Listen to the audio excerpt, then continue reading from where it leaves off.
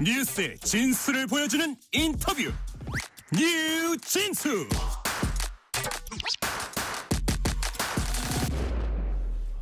민주당 대선 후보 경선 레이스가 중반으로 접어들었습니다. 충청권, 영남권에 이어서 오늘부터는 호남권 경선 일정이 시작됩니다. 현재 이재명 경선 후보가 충청권, 영남권 경선에서 모두 90% 안팎의 압도적인 득표율로 압승하면서 독주 체제를 굳혀가고 있습니다. 반환점에 접어든 민주당 경선 소식, 박균택 민주당 의원과 하나하나 짚어봅니다. 지금 전화 연결돼 있습니다. 박균택 의원님 안녕하세요. 예, 안녕하십니까. 박준택입니다. 엄청 바쁘실 텐데 귀한 시간 내주셔서 감사드립니다. 아이고, 불러주셔서 제가 감사합니다. 자, 의원님께서는 지금 이재명 후보 캠프 법률지원단장 맡고 계십니다. 최근 여론조사에서 이재명 후보 지지율 잘 나오고 있습니다. 민주당도 그렇고 이 후보 캠프도 그렇고 상당히 고무돼 있다 그럴까요? 그러면서도 뭐라 그럴까 좀 이렇게 역풍이랄까 어떤 충돌 마찰이랄까 이런 걸 조금 조심하는 그런 모습도 엿보이는데 지금 캠프 분위기 어떻습니까? 예, 좀 예상보다 네. 좀 더 높은 지지를 보내주시는 것 같습니다. 네네. 아마 이제 이재명 후보 본인의 개인적인 지지가 높은 덕분이긴 하겠지만은 6.3 선거에서 꼭 승리해야 한다는 민주주의 진영의 그 열망, 이것까지 반영된 수치가 아닐까 그렇게 생각합니다. 그래서 이제 캠프 분위기가 좋은 것은 사실이지만 이럴 때일수록 좀 더 침착하고 겸허하게 임하자는 이런 분위기들이 캠프 구성원들에게도 좀 있는 상태입니다. 네. 그 90% 그 경선에서의 지지율은 단지 경선 지지율뿐만이 아니라 본선에서도 반드시 이기라는 그런 뜻일 거다 이렇게 이제 분석을 해주셨고요. 자, 그리고 더 겸허하고 신중하고 침착하게 이렇게 해야 된다는 말씀까지 해주셨습니다. 자, 경선에서 90% 안팎 득표율이 나오면서 5대0에 이어서 9대0이라는 얘기까지 나옵니다. 그래서인지 이렇게 좀 이 후보 요즘 최근에 보면 다소 여유 있게 정책, 공약 발표 이런 데 좀 집중하는 모양새입니다. 자, 특히 이제 세 번째 대선 도전인데 중도 확장에 힘쓰는 모습이 많이 엿보입니다. 자, 박균택 의원님 보시기에 국민들에게 잘 다가가고 있다고 평가하십니까? 예, 좀 그런 면이 있다고 생각합니다. 윤석열 정권이 3년도 안 되는 기간 동안에 우리 경제, 민생에 큰 타격을 줬지 않습니까? 경제 성장률 계속 낮아졌던 것도 그렇고 여러 가지 지표가 안 좋았는데 네. 결국은 새 정부의 이제 최우선 과제는 결국 경제와 민생의 회복이 될 수밖에 없다. 네. 그래서 이제 그런 차원에서 이제 이재명 후보는 민주당이 좀 전통적으로 강조해왔던 그 분배 이거 못지않게 성장도 이제 함께 강조하려는 그런 의지가 보입니다. 네네. 그래서 이제 이재명 후보가 또 원래 성향이 이념주의자라기보다는 또 실용주의자이고 네. 또 국힘이 너무 지나치게 수구적으로 흐르다 보니까 이런 여러 가지 상황이 맞물려서 저절로 중도성을 추구하는 모양새가 더 강해지는 것 아닌가 그렇게 보고 있고 네. 이런 것은 결국은 다수 국민들에게 지지를 받기에는 더 좋은 것이 아닐까 그렇게 기대하고 있습니다. 네. 이념주의자 아닌 실용주의자로서 어떤 국민들 실생활 이런 데 신경을 쓰고 있다는 취지로 이제 말씀하셨고요. 자, 국민의힘과 보수 진영에선 반 이재명 정서 얘기 많이 합니다. 국민의힘 경선 후보들은 이재명이 대통령 되면 안 된다. 입법 권력에 의해 입법 권력에 이어서 행정 권력까지 장악을 하고 이어서 나중에 헌재 재판관이라든지 대법관 등도 잇따라 임명하면 사실상 견제할 수단이 사라진다. 이런 얘기를 많이 합니다. 그래서 이런 우려랄까요? 이런 지적 이런 것들을 좀 극복할 만한 방안이랄까 그런 것들을 좀 생각하고 계십니까? 결국은 이제 국힘 후보들 다수가 네. 전임 대통령의 내란 행위를 옹호를 했고 또 대통령에 도전하는 목적이 국립민복이 아니라 이재명 대표를 떨어뜨리긴 것처럼 말하는 모습에 좀 어이가 없다는 생각이 듭니다. 네. 그래서 이제 어떤 민주당의 정책이라든가 이재명 후보의 특성이 독재성하고는 거리가 멀고 어떤 독재적이고 폭압적인 이런 DNA는 국힘 쪽에 있었지 민주당에 있지는 않았다. 이런 부분들을 좀 설명을 해드리고 싶다는 생각이 듭니다. 그리고 특히 이제 이재명 후보를 좀 더 악마화하고 또 반 이재명 정서를 이용하려는 그런 것이 또 현실이기도 한데 어쨌든 남은 기간 인간적인 오해나 이념적인 오해를 좀 풀고 공적 또 사적으로도 신뢰할 만한 지도자라는 사실을 알리는 것은 물론이고 네. 민주당의 정책들도 정말 어떤 국민들의 공감을 받아가면서 추진할 것이라는 의지를 좀 더 분명하게 나타내서 평가를 받는 것이 필요하지 않을까 싶습니다. 네. 지금 이제 민주당 경선 보면 이제 세 분이 출마를 했는데 이재명 후보가 워낙 많이 앞서가고 김동연, 김경수 후보가 이제 뒤따라가는 그런 모양새예요. 근데 그 많이 앞서가는 거는 본래부터 예상이 됐었는데 그래도 많이 지금 차이가 나긴 하지만 김동연, 김경수 두 후보가 열심히 또 그 경선을 벌이고 있습니다. 그 두 분에 대해서는 어떻게 평가하세요? 경선 참여에 대해서. 사실 우리 당에서 봤을 때는 소중한 인재들 아닙니까? 네. 그리고 또 정책적으로도 다 이재명 후보 저는 이재명 후보님 캠프에 있으니까 이재명 후보가 네네. 가장 우선이라고 보지만 네. 그 두 분들도 아주 훌륭한 분들이고 또 정책적으로는 또 당연히 합리적인 것들을 또 제시를 하고 민생 중심 또 민주주의 회복이라는 이 가치를 추진하기 위해서 함께 노력해야 할 분들이니까 네네. 다 좋은 평가를 받기를 바라고 민주당에 인재가 많다, 좋은 정책들이 많다 이걸 함께 알릴 수 있으면 좋겠다고 생각을 합니다. 네, 경선을 통해서 민주당의 어떤 일종의 정책 경쟁을 통해서 더 이런 그 국민들에게 많이 알릴 수 있는 기회가 있지 않겠느냐라고 말씀해 주셨고요. 자, 이번에 이제 국민의힘 경선 후보 관련해서 좀 질문을 드려볼게요. 어제 1차 컷오프 통해서 4명이 2차 경선 진출자로 확정이 됐습니다. 자, 박현대 의원님 그 4명 이렇게 그 1차 관문 통과하는 거 보니까 어떻게 평가하십니까? 어떤 점을 주목해서 보셨어요? 예. 그 김문수 후보와 홍준표 후보는 당연히 예상했고 한동훈 후보도 예측을 했는데 네. 나경원 후보와 안철수 후보가 좀 궁금했던 거 아닙니까? 그렇죠. 예, 예. 근데 그 내란을 옹호했던 나경원 후보보다 그걸 좀 비판적이었던 안철수 후보가 올라오는 걸 보면서 국힘에서도 윤석열 그 전임자의 그 내란 행위를 옹호하는 행위가 꼭 옳은 것만 아니겠다라고 뭔가 노선을 수정하는 듯한 느낌이 들어서 네. 국가적으로는 좀 다행이라는 생각은 듭니다. 네. 그러나 그 어떤 한동훈 후보나 안철수 후보가 그 배신자 이미지 또는 늘 철수하는 이미지 때문에 네. 쉽지는 않을 것 같고 결국은 김문수 후보나 홍준표 후보 중에 둘 중 한 명이 될 것 같다는 생각을 합니다. 그렇지만 김문수 후보는 좀 수구 꼴통의 이미지가 있고 홍준표 후보는 요새 막말에다가 특히 그 명태균 게이트 혐의가 너무 짙어서 네. 둘 다 국민의 선택을 받기는 어려울 것 같다. 네. 더구나 한독수 총리와의 그 단일화 과정을 또 앞둘 수가 있다, 겪을 수가 있다라는 이런 생각이 들다 보니까 네네. 참다운 국힘의 후보인지 이것도 좀 모르겠다는 생각이 듭니다. 네. 두루두루 약점이 있다는 취지로 말씀하시는 것 같아요. 예, 그렇습니다. 네네. 자, 지금 박현택 의원님이 말씀하신 그 용어 중에 수구 꼴통이라는 거는 제가 강성 보수라는 그 말로 이렇게 대체를 할게요. 예, 알겠습니다. 예, 방송이니까. 예. 예.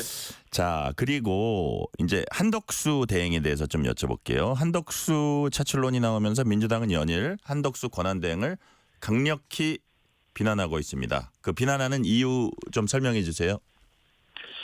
아마 사실은 선수로 뛰겠다고 나와서는 심판이 정상은 아니지 않습니까? 네. 본인이 대선 관리에 충실하겠다 이렇게 얘기를 했다가 갑자기 선수로 뛸 뜻을 보이기 때문에 너무도 비정상적인 상황이 일어나서 네. 그것을 지금 비판을 하는 것 같습니다. 그렇지만은 그 어떤 한덕수 후보가 나오는 것 자체에 대해서는 민주당에서는 크게 걱정하지 않는 민주당만 그래요? 생각하면 저는 더 나은 점도 있지 않나 생각을 하는 게 오히려 저 홍준표, 예. 김문수 후보보다도 더 예. 이게 이쪽이 민주당 예컨대 이재명 후보가 이제 예. 최종 후보가 됐을 때 더 쉬운 상대일 수 있다는 그런 말씀이세요? 예, 그러니까 더 쉬운 것은 아니지만 똑같이 쉬운 상대다. 다 비슷비슷하다 이렇게 보는데 네. 한덕수 총리의 경우에는 윤석열 정권 3년 내내 무능했지 않습니까? 아무런 실적을 못 보여줬습니다. 경제도 폭망 사태를 가져왔고 그리고 내란 직전이나 내란 이후 상황 관리할 때에는 아주 무책임한 모습을 보였습니다. 해야 할 일은 안 했고 안 해야 할 일을 했습니다. 헌법재판관 임명 사태가 바로 그런 대표적인 경우일 것 같고, 네. 그다음에 또 그 배우자가 심한 무속에 지금 빠져 있다고 알려져 있지 않습니까? 김건희 여사의 어머니급이라고 알려져 있는데, 물론 이 더불어민주당 입장에서는 그런 무능력, 무책임, 무속 이 산무의 공직자가 나와준다면 중도층들의 그 어떤 국민들이 아주 싫어할 것이기 때문에 뭐 당 입장에서는 환영할 만한 일입니다만은 네. 좀 전에 말씀드린 것처럼 어떤 공직자라는 사람이 심판의 지위를 포기하고 선수로 뛰겠다는 것이 어떤 공직사의 분위기나 국가적인 그 질서로 보면 바람직한 상황이 아니기 때문에 네네. 그 실패할 수밖에 없는 그 욕심 이런 건 부리지 말라고 충고해주고 싶습니다. 아까 의원님 말씀 중에 이제 뭐 국민의힘 후보 누가 나오든 예를 들어서 그다음에 한덕수 대행이 출마를 하든 뭐 크게 저기 상대로서 크게 많이 신경 쓰진 않는다고 이제 말씀을 하셨는데, 예를 들어서 만약에 한덕수 대행이 정말로 무소속으로 출마를 해서 그쪽이 국민의힘 후보하고 단일화를 해도 큰 변수는 안 될 것 같다 이렇게 보시는 건가요? 예. 뭐 김문수, 홍준표, 한덕수 후보 다 네. 약점들이 국민들 눈에 바로 보이는 약점들이 너무 많기 때문에 뭐 민주당 입장에서는 누가 돼도 상관은 없는 것 같습니다. 네, 누가 나와도 사실 지금 현재로서는 자신 있다는 취지로 말씀하셨고요. 박균택 의원님께서는 캠프 법률지원단장이시니까 이것도 한번 여쭤볼게요. 좀 황당한 일일 수도 있는데, 도봉역 벤츠 난동 사건 운전자가 이재명 후보 아들이란 말이 SNS에 돌았습니다. 이게 뭐 허위 사실로 밝혀진 걸로 전해졌는데, 당이 유포자 고발하기로 했습니까? 예. 그 사건의 운전자가 그 중년 여성이라고 경찰이 이미 밝혔는데도 네.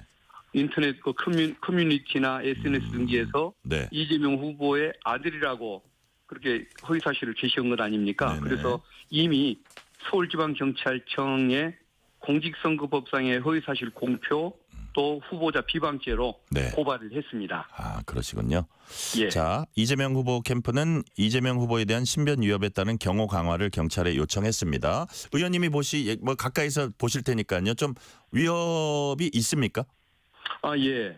실제 작년 초에 이미 그런 일이 한번 있었지 않습니까? 네네. 그건 정말 그 국민들에게 너무도 걱정을 많이 끼치는 일이었는데, 지금은 계엄과 이 탄핵을 거치면서 이 극우 세력들의 과격성이 더 심해졌고 또 신변 위협과 관련된 걱정들이 많이 제기되고 있기 때문에 테러 가능성에 대한 걱정이 더 큰 것 같습니다. 네. 심지어는 제가 그 얼마 전에 얘기 듣기에 윤석열 대통령 파면 전에 네. 그 대통령실의 행정관 중 한 명이 사이비 종교 집단들 있지 않습니까? 네네. 지금 저 뭐 폭력을 부추기는 그 종교인들, 그 산하의 인물을 골라서 이재명 대표에게 테러를 가할 계획이 논의되고 있다라고 대통령실 행정관이 얘기했다는 것을 제가 두 다리 건너서 그걸 들었습니다. 네. 그게 누군지를 한번 확인하려고 해도 아마 취재원 보호 차원에서 입들을 다물기 때문에 제가 그것을 지금 그 실명을 좀 알아낼 수는 좀 없는 상황인데, 실제 그런 논의들이 뭐 이루어진 것이 사실인 것 같습니다. 그래서 경찰이나 당에서 조금 더 많은 그 경호 인력을 보내주면 좋을 텐데, 네. 경찰에서는 뭐 기준을 이유로 좀 그걸 망설이는 것 같고, 또 당에서는 또 뭐 나름 노력은 하고는 있지만 또 다른 경선 후보와의 형평성 문제가 있다 보니까 네. 또 이 특정 후보만을 위해서 너무 많은 경호원을 고용할 수도 없어서 네. 조금 어려움을 겪고 있는 것 같은데, 어쨌든 당장은 있는 인력을 잘 활용하고 주변에 그 수행하는 분들이 함께 그 관심을 갖고 보호 노력을 해야 하지 않을까 싶습니다. 네. 자, 최근에 있었던 것 중에 민주당이 신경 쓸 만한 부분 뭐 하나 여쭤볼게요. 이재명 대표 공직선거법 위반 혐의 사건, 그거가 이제 대법원 전원합의체에 회부됐습니다. 대법원장이 직접 결정을 했다고 하는데, 그 회부한 의미는 뭐라고 보세요? 이게 저는 전원합의체로 보낸 이유가 뭘까? 일단은 네네. 사건이 중요하다. 이 사건 자체가. 사안의 그런 경우에는 중요성. 전원합의체로 갈 수가 있는 것입니다. 네네. 그리고 또 하나 6월 3일 대선일을 넘길 가능성이 많은 사건인데, 네. 뭐 넘길 수밖에 없는 사건인데, 이렇게 넘어갈 경우에 그러면 대통령 이재명 대표가 다수의 희망대로 대통령이 됐을 때 재판이 중단되느냐 마느냐, 네. 이 중단 여부를 결정하는 것도 대법원 아닙니까? 네. 그래서 다수가 신중하게 정확한 결정을 해야 할 사건이기 때문에 전원 합의체로 넘어간 것, 이것은 어떻게 보면 당연한 것 아닌가, 저는 그렇게 개인적인 생각을 가지고 있습니다. 아, 그러니까 박규태 의원님은 이게 중대한 사안이니까 갖고 갔고, 또 그 다음에 만약에 이제 대선을 넘겨서 계속 이 사건이 그 뭐 계류돼 있다 그러나요? 계속 진행이 아직 그 최종적으로 결론이 안 나왔을 때 그 여부도 역시 대법원에서 결정해야 되니까 일단은 이거를 가동시켰다 이제 이렇게 해석을 하시는 거고요. 예, 예. 자, 그리고 보니까 다만 이제 네. 날짜, 시간, 네. 이거 뭐 회부는 오자마자 그냥 회부를 한다든가, 네. 또 회부하자마자 뭐 이틀 만에 또 심리를 연다든가, 이런 것들이 너무 이례적으로 빠르다 보니까 그러니까요. 예. 그래서 이제 조금 걱정하시는 시각이 있는데, 네. 그 걱정도 저는 근거가 있는 것이고 합리적이라는 생각은 듭니다만은, 그래도 이게 어떤 뭐 너무 걱정하실 일은 아니지 않을까. 네. 요새는 이제 하도 그 세상이 이상한 일들이 많이 일어나고 네. 국민들이 그 믿을 수 없는 일들이 눈앞에 펼쳐지는 경우가 많다 보니까 여기에 대해서 뭔가 의심을 하고 네. 걱정을 하는 시각, 이것도 저는 충분히 존중을 받아야 한다는 생각은 합니다만은, 네네. 그래도 이 사건은 쟁점이 너무 많습니다. 그리고 2심 판결이 너무 치밀하고 꼼꼼하게 판결문이 작성이 됐기 때문에 네.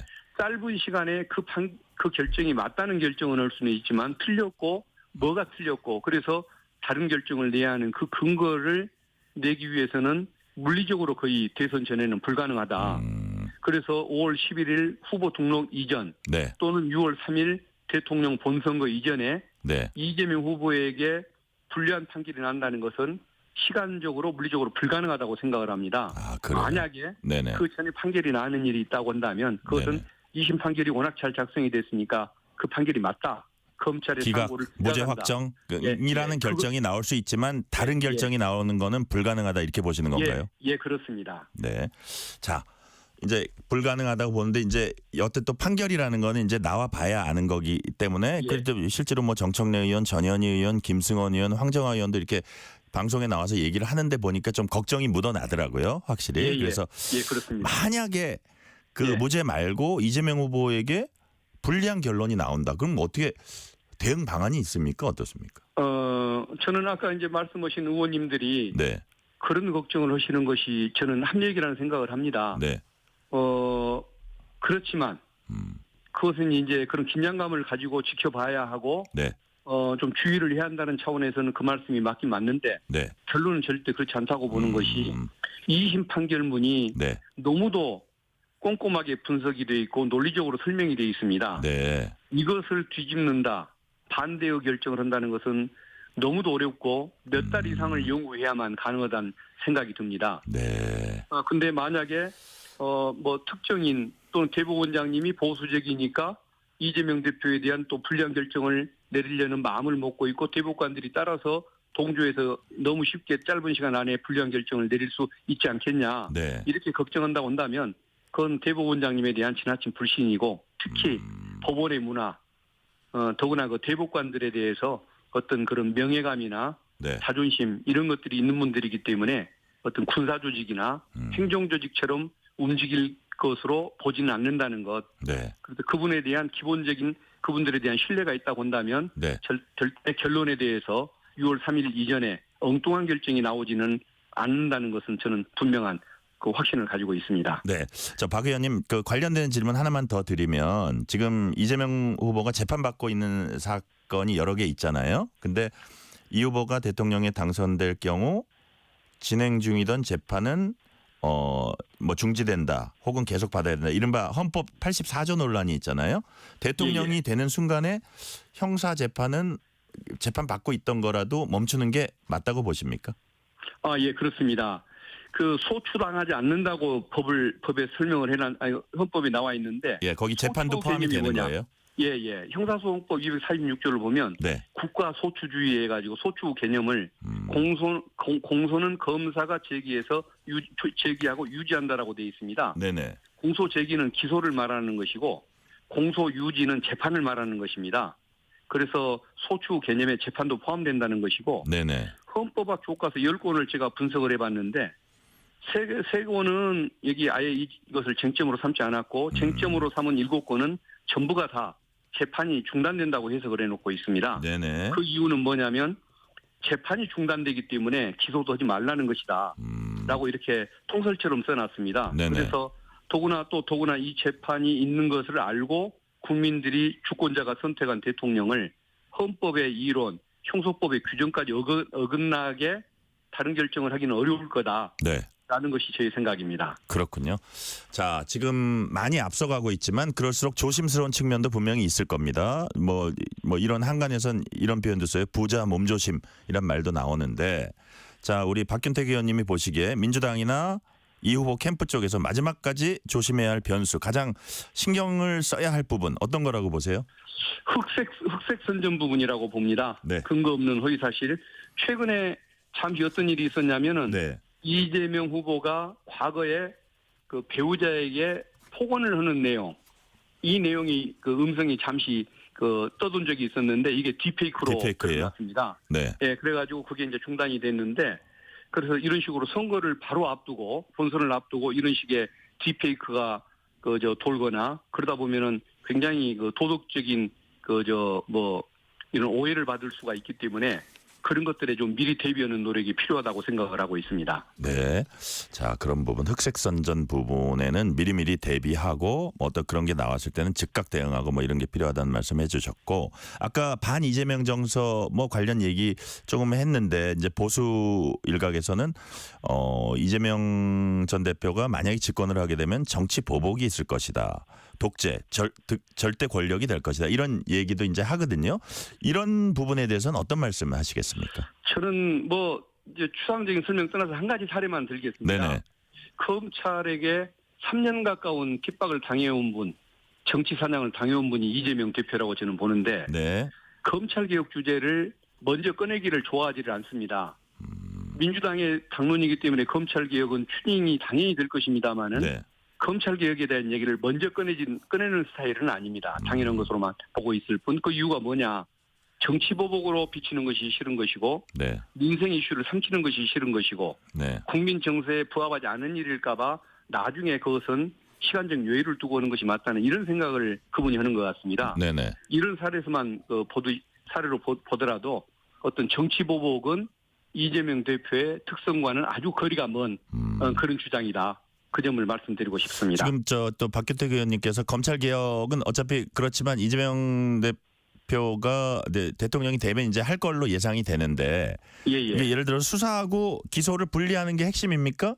예, 그렇습니다. 그게 가장 중요합니다. 네. 자, 마지막으로 질문 하나 드릴게요. 의원님. 박균택 의원님이 생각하시기에 이재명 후보가 민주당 대선 후보 더 나아가서 대한민국 대통령이 돼야 하는 이유 뭡니까? 예. 일단은 그 기초자치단체장, 광역단체장을 하면서 네. 본인의 행정 능력을 많이 보여줬습니다. 네. 그리고 평소에 그 스타일을 보면은 항상 귀가 열려 있고 서민들에 대한 항상 그 근심 걱정이 많은 분입니다. 네. 그리고 또 실용주의자입니다. 그래서 지난 3년간 그 망쳐졌던 민생과 경제의 문제 있지 않습니까? 이런 부분들이 획기적으로 변화가 될 거다. 정말 국민민복 중심으로 어떤 대한민국을 선진화시키는데 기여를 많이 할 거다. 이런 그 주장을 하고 싶습니다. 네. 오늘 말씀은 여기까지 듣겠습니다. 지금까지 민주당 박균택 의원이었습니다. 의원님 말씀 감사합니다. 예, 감사합니다.